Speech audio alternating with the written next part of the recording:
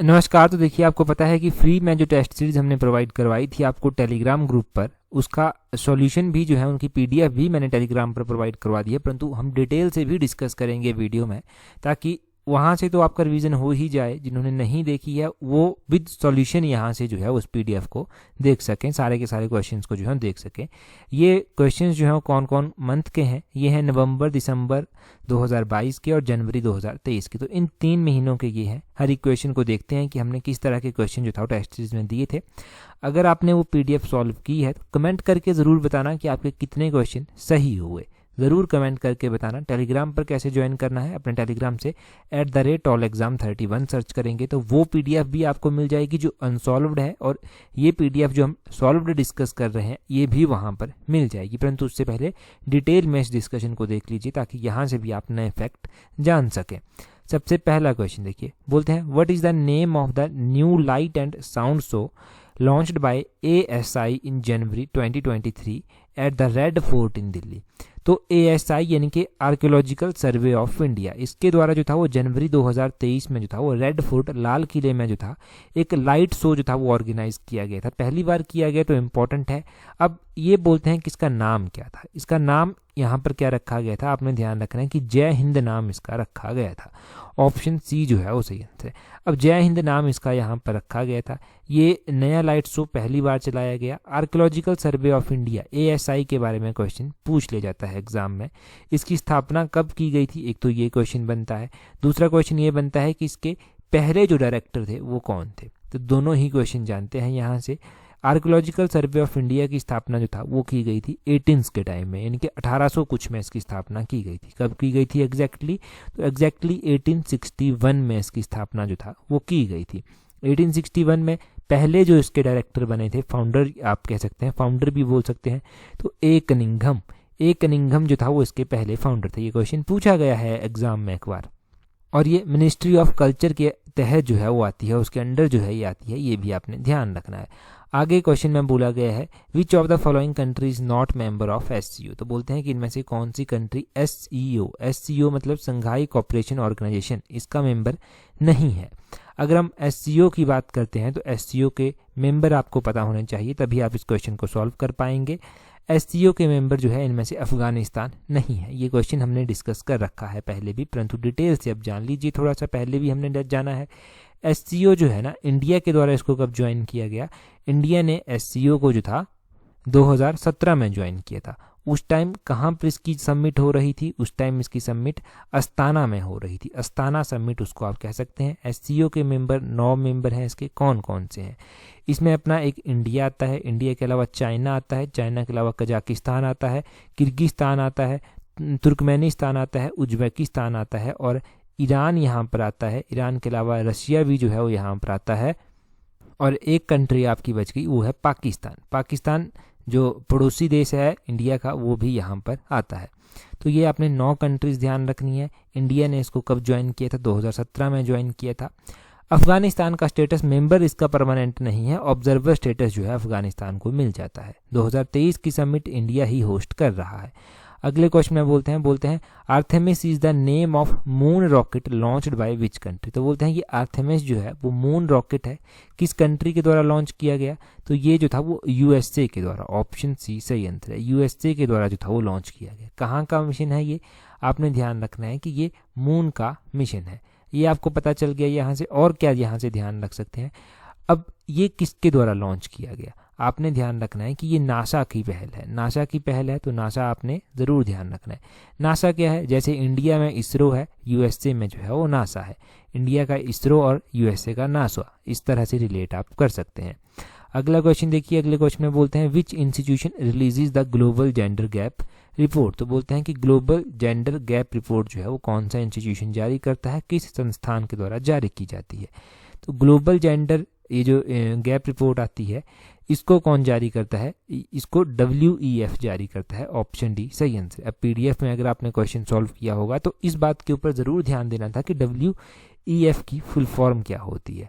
WEF की full form होती है world economic form. World economic form इसकी फुल फॉर्म आपने ध्यान रखनी है WEF की। अब यहाँ से क्या क्वेश्चन पूछ सकते हैं कि जो वर्ल्ड इकोनॉमिक फोरम का जेंडर गैप रिपोर्ट 2023 का आया उसमें इंडिया की क्या रैंक रही थी। उसमें इंडिया की रैंक रही थी 135 रही थी आउट ऑफ 146 कंट्रीज। ये आपने ध्यान रखना है। कौन से ईयर की है ये? 2022 की हम डिस्कस कर रहे हैं, 2022 की, जो WEF के द्वारा निकाली गई थी।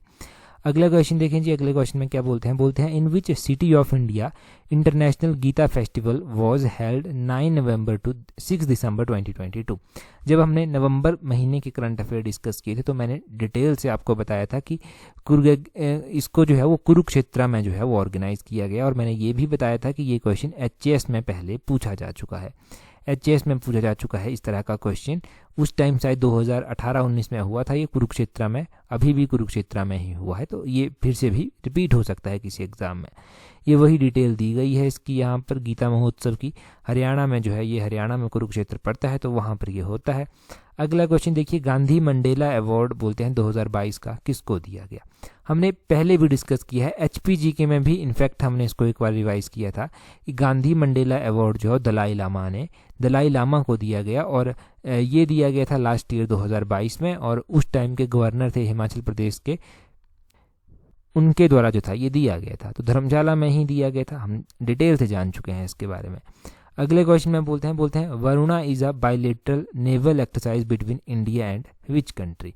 तो बोलते हैं कि वरुण जो है ये एक बायलेटरल नेवल एक्सरसाइज होती है, ये कौन कौन सी कंट्री के बीच में जो है वो होती है। तो देखो ये जो है ये इंडिया और फ्रांस के बीच में होती है। ये भी बहुत इंपॉर्टेंट क्वेश्चन है। इस तरह के क्वेश्चन मोस्ट एक्सपेक्टेड होते हैं कि एक्सरसाइजेज कवर की जाएं एग्जाम में, तो ऑप्शन डी इसका फ्रांस सही आंसर हो जाएगा। अच्छा, इंडिया और फ्रांस के बीच में आपने एक एक्सरसाइज आपने ध्यान रखनी है। फ्रिनेक्स एक एक्सरसाइज है इंडिया और फ्रांस के बीच में, अभी पहली बार हुई है। फ्रिंजेक्स एक्सरसाइज है, फ्रिंजेक्स फ्रांस और इंडिया के बीच में हुई है। इसका पहला एडिशन जो हुआ है वो केरल के तिरुवनंतपुरम में हुआ है, तो ये पता होना चाहिए कि वो कहाँ पर हुआ है। ये भी क्वेश्चन एग्जाम में बन सकता है। अगला क्वेश्चन देखिए, क्वेश्चन नंबर 8 बोलते हैं which city is the host of the India camp 2022 conference. तो ये बेसिक क्वेश्चन है, इस तरह से पूछा गया, डायरेक्टली इसी तरह से उठाकर पूछा जाएगा। न्यू दिल्ली में जो है इसको, न्यू दिल्ली ने जो है वो इसको होस्ट किया है। ये ध्यान रखें, 2022 की एडिशन की बात हो रही है। अभी बात कर रहे हैं which country is the host of 27th conference of parties to UNFCCC। तो बोलते हैं कि 2027 की जो कॉप की जो 27 नंबर की जो मीटिंग हुई वो कहाँ पर हुई है, कौन सी कंट्री ने उसको होस्ट किया। तो ये इजिप्ट, ऑप्शन सी सही आंसर है। इजिप्ट जो है वो इसको होस्ट करने वाला है, था उस टाइम। इजिप्ट ने 2022 में जो एडिशन हुई थी वो हुई थी COP 27 की। 26 की हम बात करते हैं तो COP 26 कौन सी कंट्री ने होस्ट की है? स्कॉटलैंड ने। स्कॉटलैंड के ग्लासगो में जो था वो COP 26 होस्ट हुआ था, ये आपने ध्यान रखना है। अगला क्वेश्चन देखें, क्वेश्चन नंबर 10। क्वेश्चन नंबर 10 में बोलते हैं recently Indian army launched a joint training exercise. ये एक्सरसाइज है एक्सरसाइज साइक्लोन। ये पहली एडिशन इंडिया और इजिप्ट के बीच में हुई है, ऑप्शन सी सही आंसर होगा। इजिप्ट के जो प्रेसिडेंट थे वो इंडिया में चीफ गेस्ट के रूप में भी आए थे 26 जनवरी को, वो भी पता है आपको। अगला क्वेश्चन देखिए, बोलते हैं what is India's rank on the climate change performance index 2023। तो ये बहुत ज़्यादा इंपॉर्टेंट क्वेश्चन है कि क्लाइमेट चेंज परफॉर्मेंस इंडेक्स जो 2023 का निकाला गया उसमें इंडिया का रैंक क्या था? 8th रैंक था उसमें इंडिया का। सिर्फ इस क्वेश्चन को ध्यान रखें, इतना ज़रूर ध्यान रखें कि इंडिया का क्या रैंक था। और यहाँ पर आपने और क्या चीज़ें यहाँ से ध्यान रखनी है। इंडिया का प्लेस आया 8वें नंबर का प्लेस। जब भी हमने ये डिस्कस किया था तो रिलीज़ किसके द्वारा किया गया? तो 3 एनवायरमेंटल बॉडीज़ हैं जिनके द्वारा इसको रिलीज़ किया गया था। ये नॉन गवर्नमेंटल हैं और जैसे कि ग्रीन मैन वॉच हो गया, न्यू क्लाइमेट इंस्टीट्यूट हो गया और द क्लाइमेट हो गया। इनके द्वारा जो है इसको जारी किया गया। क्वेश्चन तो ज़रूर आया होगा कि पहला रैंक किसका रहा। उस टाइम भी मैंने आपको बताया था, फिर से बता देता हूँ कि पहला रैंक किसी भी कंट्री को जो था वो यहाँ पर नहीं मिला। आप कहेंगे सेकंड किसको दिया गया? सेकंड भी किसी कंट्री को नहीं मिला। थर्ड किसको दिया गया? थर्ड भी किसी कंट्री को नहीं मिला। सीधा चौथा, पांचवां, छठा, सातवां, आठवां, इस तरह से रैंकिंग चली इसकी। तो चौथे नंबर पर डेनमार्क, 5वें नंबर पर स्वीडन, 6ठे नंबर पर चिली और 7वें नंबर पर मोरक्को, 8वें नंबर पर अपना इंडिया यहाँ पर आया। और अभी भी आपको पता है कि इंडिया के 15 शहर जो हैं टॉप 20 सिटीज़ में जो था वो मोस्ट पॉल्यूटेड सिटीज़ के रूप में जाने गए। तो वो भी आपने ध्यान रख लेना है। अब अगले क्वेश्चन में बोलते हैं what is the theme of world economic forum 2023। तो वर्ल्ड इकोनॉमिक फोरम जो 2023 का हुआ उसमें थीम क्या रखी गई थी, कोऑपरेशन इन अ फ्रेगमेंटेड वर्ल्ड। ये ऑप्शन सी सही आंसर है, कोऑपरेशन इन अ फ्रेगमेंटेड वर्ल्ड जो है वो इसकी थीम रखी गई थी। पूछी गई तो इसकी थीम पूछी जाएगी। और ये एडिशन कहाँ पर हुई, इसकी एडिशन होती है दावोस में, ये भी आपको पता ही है, हर साल वहीं पर होती है। और इतना ही आप ध्यान रखें, ज़्यादा ध्यान रखने की ज़रूरत यहाँ से है भी नहीं। 13 क्वेश्चन देखिए, मैंने पूछा भी था आपसे कई बार और आपने कमेंट करके बिल्कुल सही आंसर बताया था। होपफुली टेस्ट सीरीज में भी सही ही टिक किया होगा। बोलते हैं who has won major Dhyan Chand Khel Ratna award 2022। बोलते हैं कि मेजर ध्यानचंद खेल रत्न पुरस्कार 2022 से किसे सम्मानित किया गया। तो ये जो था वो किसको किया गया था, ये किया गया था सारथ कमल को। ऑप्शन ए जो है वो सही आंसर है, सारथ कमल को किया गया था, तो ऑप्शन ए सही आंसर है। ये इसका नाम पहले राजीव गांधी खेल रत्न अवार्ड हुआ करता था, अभी चेंज कर दिया गया है और इसको मेजर ध्यानचंद खेल रत्न अवार्ड के नाम से अब जाना जाता है। तो ये हाईएस्ट अवार्ड है इन फील्ड ऑफ स्पोर्ट्स और इसीलिए ये इम्पोर्टेंट है। और ये किस चीज़ के प्लेयर हैं, तो ये जो है वो टेबल टेनिस के जो है वो प्लेयर हैं, टेबल टेनिस के ये प्लेयर हैं, इनको ये अवार्ड दिया गया है। इतना आप ज़रूर यहाँ से ध्यान रखें। अगले क्वेश्चन में बोलते हैं who have been named Time magazine person of the year 2022 होगा यहाँ पर 2022, उस टाइम भी गलत था, आज भी गलत हो गया है और PDF में भी होपफुली गलत ही गया होगा। तो ये 2022 का जो times magazine person of the year award दिया गया है, ये किसको दिया गया है, व्लादिमीर जेलेंस्की को दिया गया है। ऑप्शन बी सही आंसर है, व्लादिमीर जेलेंस्की को दिया गया है। ये आपने ध्यान रखना है, इतना ही ध्यान रखें। अगले क्वेश्चन में देखें, 15 नंबर क्वेश्चन में क्या पूछा गया है। बोलते हैं prime minister Narendra Modi flagged off the world's longest river cruise MV Ganga Vilas from which city. बोलते हैं कि प्रधानमंत्री नरेंद्र मोदी ने जो था वो दुनिया की सबसे लंबी नदी क्रूज जिसका नाम MV गंगा विलास है, उसको हरी झंडी जो था वो दिखाई थी। कहाँ से दिखाई थी, वाराणसी सिटी से जो था वो दिखाई थी। ऑप्शन बी सही आंसर है। क्वेश्चन ये भी पूछा जा सकता है कि सबसे बड़ी जो लॉन्गेस्ट रिवर क्रूज है इंडिया की वो वर्ल्ड, उसका नाम है MV गंगा विलास। इसका नाम ये कहाँ से लॉन्च की गई, कहाँ से जारी फ्लैग्ड ऑफ की गई, वो भी आप ध्यान रखें। अगला क्वेश्चन देखें जी, बोलते हैं विच international group form the international climate club. तो बोलते हैं कि किस अंतर्राष्ट्रीय समूह ने जो था वो अंतर्राष्ट्रीय जलवायु क्लब का गठन किया। तो ये G7 कंट्रीज के द्वारा किया गया, G7 कंट्रीज के द्वारा किया गया। किसका जो इनॉग्रेशन या फिर फॉर्मेशन की गई इनके द्वारा, इंटरनेशनल क्लाइमेट क्लब की। G7 की कंट्रीज़ मैंने आपको बताई हैं कि बड़ा ही आसान है इसको याद रखना। कैसे याद रखेंगे G7 की कंट्रीज़ को आप, एक बेसिक सी ट्रिक है, जूस विद गर्लफ्रेंड। जूस यहाँ पर आ जाएगा JUICE और विद साइलेंट ही रखें, ऐसे ही याद रखें, और गर्लफ्रेंड GF, इस तरह से याद रखें। तो जूस विद गर्लफ्रेंड का मतलब हुआ J stand for Japan, U stand for USA, I stand for Italy, C stand for Canada, E stand for England और G स्टैंड फॉर जर्मनी और F स्टैंड फॉर फ्रांस। एक बार फिर से सुनिए, Japan, USA, Italy के अलावा Canada के अलावा इंग्लैंड के अलावा जर्मनी और फिर फ्रांस लास्ट में। ये 7 कंट्रीज जो है वो G7 में आती हैं, ये नहीं भूलना चाहिए। अगले क्वेश्चन में बोलते हैं which cyclone recently formed over Bay of Bengal crossing the coast of southern state. तो बोलते हैं कौन सा साइक्लोन जो है वो अभी उत्पन्न हुआ है, साइक्लोन जो फॉर्म हुआ है बे ऑफ बंगाल में और जिसने साउदर्न स्टेट्स को जो है क्रॉस किया है, वो था मेंडोस। ऑप्शन ए सही आंसर हो जाएगा। तो ये बेसिक सा है, कहाँ से फॉर्म हुआ, बे ऑफ बंगाल से फॉर्म हुआ। अगले क्वेश्चन में बोलते हैं National Tourism Day 2023 celebrated in which state. तो National Tourism Day celebrate host कहाँ पर हुआ ये इस बार, तो ये आपने ध्यान रखना है कि इसको कहाँ पर होस्ट सेलिब्रेट किया गया, तेलंगाना में किया गया। अब कई बार जैसे पेपर में गलती हो जाती है ना, वैसे ही यहाँ पर गलती हुई है, ऑप्शन में तेलंगाना है ही नहीं। तो तेलंगाना आपने ऐसे ही ध्यान रखना है कि तेलंगाना के द्वारा जो है वो इसको होस्ट किया गया है। ठीक है, PDF में आंसर तो बिल्कुल सही लिखा है, ऑप्शन में तेलंगाना नहीं दिया गया है। चलो इसको करेक्ट कर लेना आप। नेशनल टूरिज्म डे जो है वो कब मनाया जाता है, ऑप्शन में जब आंसर की मिली होगी तो तेलंगाना बिल्कुल सही यहाँ पर दिया गया है। नेशनल टूरिज्म डे मनाया कब जाता है, तो नेशनल टूरिज्म डे बहुत ही इंपॉर्टेंट डे है और ये डे जो है वो जनवरी 25 को जो है वो प्रत्येक वर्ष मनाया जाता है? जनवरी 25 को मनाया जाता है। ये डेज भी हमने कहीं पर सॉल्व किए हैं लास्ट में, वो भी पता चल जाएंगे। अगले क्वेश्चन में देखें, बोलते हैं use of mobile phone inside temple are banned by which high court? किस हाई कोर्ट के द्वारा जो है वो मंदिर के अंदर जो मोबाइल फ़ोन होते हैं उनके इस्तेमाल के ऊपर प्रतिबंध लगाया गया है? तो वो मद्रास हाई कोर्ट के द्वारा लगाया गया है। और मद्रास भी यहाँ पर अनफॉर्चुनेटली ऑप्शन में नहीं दिया गया है। बड़े ही हैरानी की बात है कि 2 क्वेश्चन मैंने एक साथ ऐसे डाल दिए हैं जिनके ऑप्शन में आंसर ही नहीं है। हालांकि नीचे जो आंसर लिखे गए हैं ना वो सही लिखे गए हैं, तो इनको स्क्रैप मान सकते हैं आप फाइनल आंसर की के अकॉर्डिंग। आंसर ठीक लिखे गए हैं परंतु ऑप्शन में नहीं है। इस तरह की गलतियां ना अक्सर हो जाती हैं टाइपिंग एरर के कारण, परंतु उनको करेक्ट करना बहुत ज़्यादा ज़रूरी होता है। जैसे ऑप्शन में करेक्ट कर दिया गया है, बेशक यहाँ पर ना लिखा गया हो, तो इसको करेक्ट करें। ये क्वेश्चन दोनों ही बहुत इंपॉर्टेंट क्वेश्चन जो है अब बन जाते हैं आपके लिए। तो अब मत भूलना इन दोनों ही क्वेश्चन को। दोनों ही क्वेश्चन को इंसिडेंस देखो कैसा है कि साथ साथ में ही हैं और हैं भी, ऑप्शन नहीं दिए गए, आंसर सही लिखा गया है। अगला क्वेश्चन देखें जी, 20 नंबर क्वेश्चन। बोलते हैं which city is the host of G20 working group on environment and climate sustainability meeting? तो बोलते हैं कि कौन सा शहर पर्यावरण और जलवायु स्थिरता पर G20 कार्य समूह बैठक की मेजबानी कर रहा है? G20 की ये मेजबानी जो है वो बेंगलुरु के द्वारा की जा रही है जी। ऑप्शन डी सही आंसर है।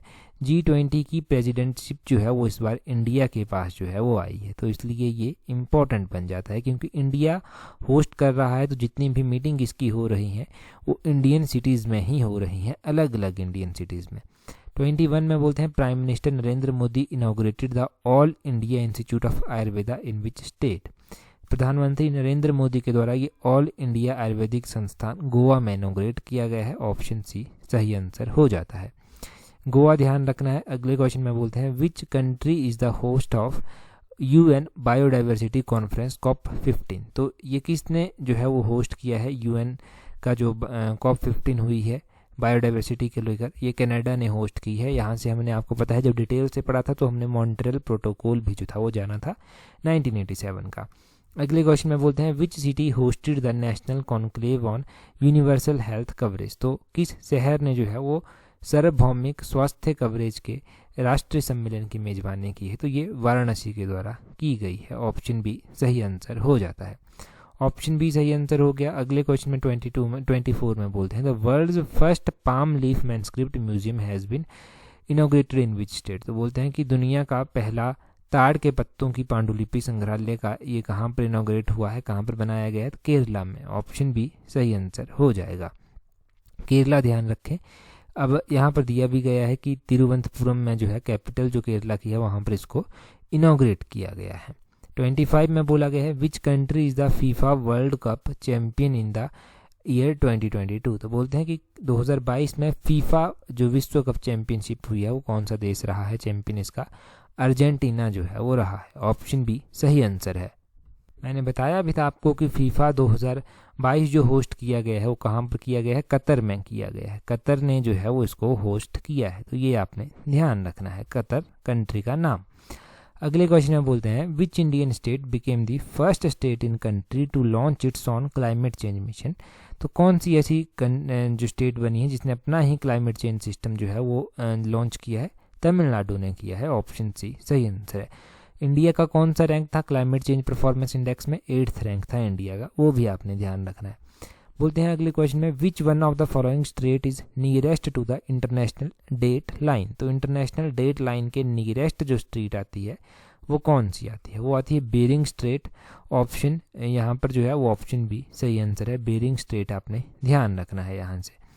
बेरिंग स्ट्रेट हो गया। अगले क्वेश्चन में बोलते हैं कि which is the venue of 11th world urban forum? तो वर्ल्ड अर्बन फोरम की जो 11वें नंबर की जो यहाँ पर क्या हुआ, इसका आयोजन किया गया वो पोलैंड के द्वारा किया गया। तो ऑप्शन सी जो है वो आपने पोलैंड इसका सही आंसर ध्यान रखना है। ठीक है जी, पोलैंड यहाँ पर हो गया। अगला क्वेश्चन देखते हैं हमारे पास क्या दिया गया है। अगले क्वेश्चन में बोलते हैं विच सिटी विल होस्ट प्रवासी भारतीय दिवस 2023? तो प्रवासी भारतीय दिवस जो था वो महात्मा गांधी जब साउथ अफ्रीका से वापस आए थे तो उसी उपलक्ष्य को जो है सेलिब्रेट करने के लिए मनाया जाता है। और ये जो था वो इंदौर सिटी के, इसमें इंदौर ने जो था वो इसकी मेजबानी की, इंदौर ने इसको होस्ट किया।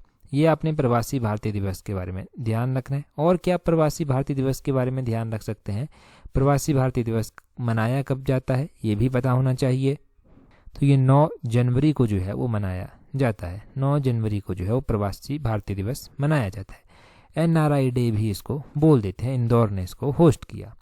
बोलते हैं who has been appointed as new chief of BSF, border security force के जो नए चीफ बने हैं वो कौन बने हैं, वो बने हैं सुजॉय लाल थाउसन। ऑप्शन सी जो है वो सही आंसर हो जाता है इसका। BSF का कौन सा चीफ नया बना है ये पता होना चाहिए। आगे बोलते हैं Subhash Chandra Aapda Prabandhan Puraskar are given by which union ministry, तो ये दिए गए हैं मिनिस्ट्री ऑफ होम अफेयर्स के द्वारा। ऑप्शन बी सही आंसर है। इसके बारे में डिटेल में जानना ज़रूरी है।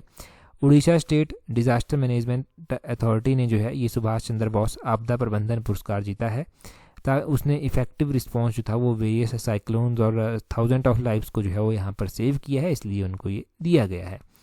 अगले क्वेश्चन में बोलते हैं chairmanship of SCO for 2022-2023 has been given to which country. Starting में ही जाना था, इंडिया के पास जो है ये चेयरमैनशिप इसकी आई है। ऑप्शन डी सही आंसर है जी। अगले क्वेश्चन में बोलते हैं which word has been declared as the word of the year 2022 by the Cambridge dictionary of the UK। तो कैम्ब्रिज डिक्शनरी की बात की जा रही है, अलग अलग डिक्शनरीज हैं, कोई ऑक्सफोर्ड है कोई अलग से है, तो कैम्ब्रिज के द्वारा जो है वो होमर वर्ड को जो है वो वर्ड ऑफ द 2022 चुना गया है।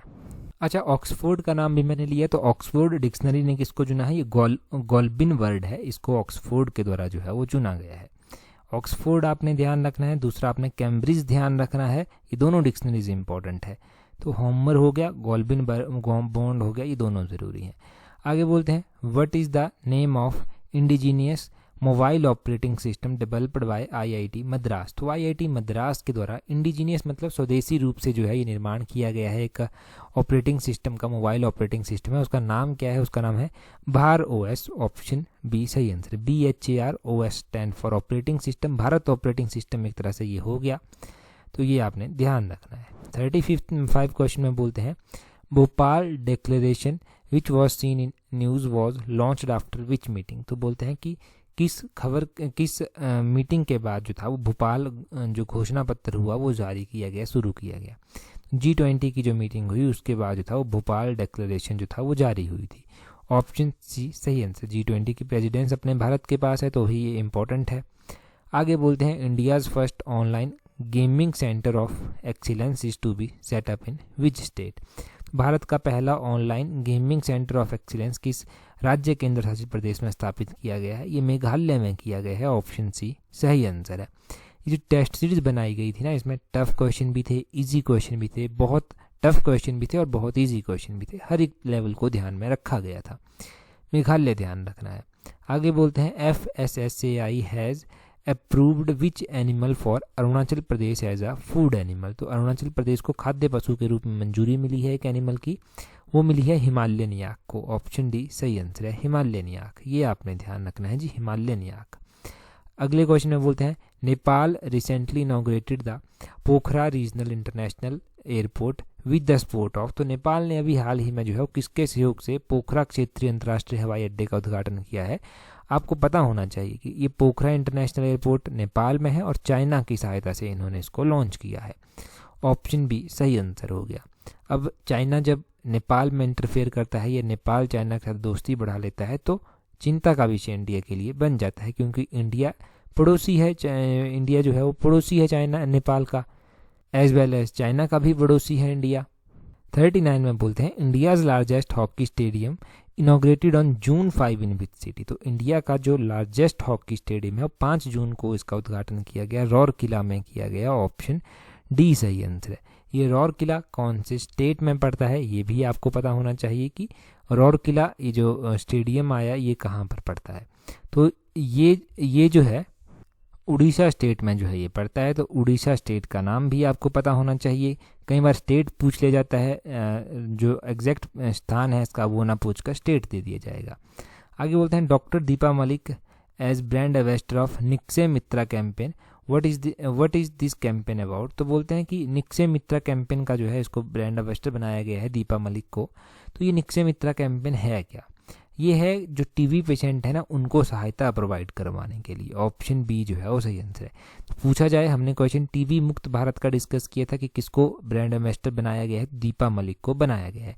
और ये निक्षय योजना जो है ये किससे संबंधित है, निक्षय मित्र योजना जो है ये टीबी एलिमिनेशन को लेकर ही है, ताकि टीबी पेशेंट्स को सहायता प्रोवाइड करवाई जा सके। आगे स्टेटमेंट बेस्ड क्वेश्चन भी पूछे गए थे। पहले ही क्वेश्चन में पूछा गया था कि नेशनल फार्मर डे जो है वो 22 दिसंबर को मनाया जाता है, और नेशनल फार्मर डे जो है वो लाल बहादुर शास्त्री जी की एनिवर्सरी को इनकी एनिवर्सरी को याद करते हुए मनाया जाता है। दोनों ही स्टेटमेंट्स जो हैं वो गलत हैं, तो ऑप्शन बी सही आंसर हो गया। Both statement 1 and statement 2 are incorrect. क्यों? क्योंकि ये जो पहला तो आपने ध्यान रखना है कि ये जो नेशनल फार्मर्स डे है ये 22 को नहीं 23 दिसंबर को जो है वो मनाया जाता है। और किसको याद करते हुए मनाया जाता है, तो बर्थ एनिवर्सरी इस दिन होती है चौधरी चरण सिंह जी की। ये 5वें नंबर के प्राइम मिनिस्टर थे इंडिया के, 5th प्राइम मिनिस्टर की बर्थ एनिवर्सरी होती है और इसीलिए जो है वो इस दिन मनाया जाता है। अगले क्वेश्चन में फिर से स्टेटमेंट बेस्ड है। बोलते हैं कि Daksh is the advanced surveyor management system managed by RBI, और दूसरे में बोलते हैं कि USA will begin supplying India with the 3rd squadron of S-400। S-400 USA नहीं देगा, ये रशिया देगा। और दक्ष सिस्टम आरबीआई ने लॉन्च किया है, बिल्कुल सही बात है। Statement 1 is correct, statement 2 is incorrect. Option B जो है वो सही आंसर आ जाएगा। यहाँ पर ऑप्शन बी नहीं आएगा, यहाँ पर आएगा कौन सा option, statement 1 is correct, statement 2 is incorrect, option C यहाँ पर आएगा। ये आपने ध्यान रखना है। अगले क्वेश्चन में बोलते हैं, 2 स्टेटमेंट्स दी गई हैं। पहले में बोलते हैं यूएन का जो बायोडाइवर्सिटी COP15 का कॉन्फ्रेंस मॉन्ट्रियल कनाडा में हुआ, और दूसरी में बोलते हैं कि मॉन्ट्रियल प्रोटोकॉल 1987 में अस्तित्व में साइन किया गया था और अस्तित्व में ये 1989 में आया। दोनों ही स्टेटमेंट्स को देखेंगे तो दोनों ही स्टेटमेंट्स सही हैं। Both statement 1 and 2 are correct. अगर डिटेल से हमने वीडियोस देखी होंगी ना पहले वाली, तो डेफिनेटली सही किए होंगे ये क्वेश्चन। अगले क्वेश्चन में बोलते हैं कि 2024 को जो है वो मिलेट इंटरनेशनल मिलेट ईयर के रूप में घोषित किया गया है। और अगले में बोलते हैं कि दूसरी स्टेटमेंट में कि India is the leading producer of millets with 41% of global production. तो दूसरी स्टेटमेंट जो है वो सही है, पहली स्टेटमेंट गलत है, क्योंकि 2023 को जो प्रेजेंट ईयर चल रहा है उसको इंटरनेशनल ईयर ऑफ मिलेट जो है वो घोषित किया गया है। ये आपने ध्यान रखना है। अगले क्वेश्चन में देखें, यहाँ पर बोलते हैं कि कुछ ऑप्शंस दी गई हैं, लिस्ट 1 लिस्ट 2 दी गई है, ये आपको मैच करना है। तो पर्सन दिए गए हैं और उनके प्रेसिडेंट दिए गए हैं, प्राइम मिनिस्टर दिए गए हैं। हम डायरेक्टली ही बात कर लेते हैं कि कौन सा किस कंट्री का है। तो यहाँ पर अगर आप देखेंगे ना तो करंट टाइम में डेनमार्क जो है इसके प्राइम मिनिस्टर हैं मेटे फ्रेडरिक्सन। तो इसका मेटे फ्रेडरिक्सन सही आंसर होगा। और इंडियन ओरिजिन के जो लियो वरादकर हैं, इनको जो है वो आयरलैंड का प्राइम मिनिस्टर जो है बनाया गया है, दूसरी बार ये बने हैं। और क्रिस हिप्किन न्यूजीलैंड के बने हैं। और पेरू की जो बनी है वो डायना बोल्यूरेट बनी है, ये भी आपने ध्यान रखना है। तो ये डायरेक्टली हमने इस तरह से जान ली, ये हमने पढ़े हैं, पहले पढ़ रखी हैं चीज़ें। आगे कुछ इंपॉर्टेंट डेज दिए गए हैं, दिसंबर 3, दिसंबर 22, दिसंबर 5, दिसंबर 24। तो ये आपको बताना है कि किस किस दिन क्या क्या मनाया जाता है। डायरेक्टली बात करते हैं क्योंकि PDF पर आप सॉल्व कर सकते हैं, यहाँ पर डायरेक्टली देख लीजिए। 3 दिसंबर को international day of person with disability मनाया जाता है। 24 जनवरी को जो था वो नेशनल गर्ल चाइल्ड डे मनाया जाता है। नेशनल वोटर डे 25 जनवरी को मनाया जाता है। और दिसंबर 22 को नेशनल मैथमेटिक्स डे मनाया जाता है। दिसंबर 5 को वर्ल्ड सॉइल डे मनाया जाता है। तो ये आपने इंपॉर्टेंट डेज आप ध्यान रखने हैं। तो इंपॉर्टेंट डेज आपने देख लिए सारे के सारे जो ऑप्शन में दिए गए हैं। पहले तो यहाँ पर हमारी सीरीज़ जो चली हैं फ्री कंटेंट ही है हमारा सारा, यहाँ पर देख लीजिए। अभ्यास सीरीज़ हो गई, मिशन एलाइड हो गया HPGK का, गिरिराज पत्रिका 2023 की, प्लोखरा सीरीज़ हो गई। ये सारी यहाँ पर PDF में जाएंगे, क्लिक करेंगे, मिल जाएंगी। अगला क्वेश्चन देखें जी, बोलते हैं लिस्ट 1 में कुछ इंपॉर्टेंट डेट दिए गए हैं और उसके बाद कब कब ये दिन मनाए जाते हैं। ऐसे ही बात कर देते हैं, जनजातीय गौरव दिवस जो है वो कब मनाया जाता है। भगवान बिरसा मुंडा की इस दिन एनिवर्सरी होती है, तो 15 नवंबर को ये मनाया जाता है। प्रवासी भारतीय दिवस हमने स्टार्टिंग में ही डिस्कस किया था, 9 जनवरी को मनाया जाता है। गुड गवर्नेंस डे जो है वो कब मनाया जाता है, 25 दिसंबर को जो है वो मनाया जाता है। पराक्रम दिवस जो है वो कब मनाया जाता है, तो पराक्रम दिवस जो है वो मनाया जाता है जनवरी के महीने में, और 23 जनवरी को जो है ये मनाया जाता है। तो ये सारे इंपॉर्टेंट डे आपने यहाँ से ध्यान रखने हैं। अगला क्वेश्चन देखें जी, अगले क्वेश्चन में क्या बोलते हैं, यहाँ पर कुछ नेम दिए गए हैं और इनकी फील्ड दी गई है, इनको नोबेल प्राइज़ जो है वो कहीं ना कहीं पर किसी ना किसी फील्ड में मिला है। तो एक एक नाम को जो है वो स्टार्टिंग से चूज़ करके जो है वो स्टार्ट करते हैं डिस्कशन। तो सबसे पहले है स्वेते पेवो, इनको जो है मेडिसिन की फील्ड में जो है वो अवार्ड नोबेल प्राइज़ मिला है। एनी इरेनॉक्स दिए गए हैं, तो एनी इरेनॉक्स को जो है वो कौन सी फील्ड में मिला है, लिटरेचर की फील्ड में इनको ये अवार्ड मिला है। और एलिस बियलिट्स्की दिए गए हैं, इनको कौन सी फील्ड में मिला है, तो इनको जो है वो पीस की फील्ड में नोबेल प्राइज़ मिला है।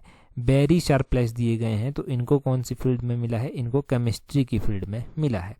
इनके नाम ज़रूर ध्यान रखें, बहुत इंपॉर्टेंट है, ये नोबेल प्राइज़ विनर है, कहीं ना कहीं पर इनको अवार्ड मिला है नोबेल प्राइज़। आगे देखिए, बोलते हैं which country become the first country in Asia to launch hydrogen power urban train. तो hydrogen power urban train China के द्वारा स्टार्ट की गई है, ऑप्शन सी सही आंसर है। 50 नंबर और लास्ट नंबर क्वेश्चन देखिए, बोलते हैं which song from an international film won golden globe award 2023 for best original song. तो ये किसको मिला है जी, ये मिला है option D none of these को। तो कौन से सॉन्ग को मिला है, यहाँ पर पीडीएफ में देखेंगे तो नाटू नाटू सॉन्ग जो है वो उसको ये अवार्ड मिला है। तो ये हमने 50 क्वेश्चन टेस्ट सीरीज़ की डिस्कस कर लिए। अगली टेस्ट सीरीज़ HPGK की जो है वो हो सकती है, बताऊंगा जल्दी ही, इन्फॉर्मेशन आपको दे दी जाएगी उसकी भी, टेलीग्राम पर ही वो भी test series free of cost आपको प्रोवाइड करवाई जाएगी। कैसे सर्च करेंगे टेलीग्राम पर ज्वाइन करने के लिए, @allexam31 आपको हमारा टेलीग्राम चैनल जो है वो मिल जाएगा। That's all for today, thank you very much for watching and listening it very patiently.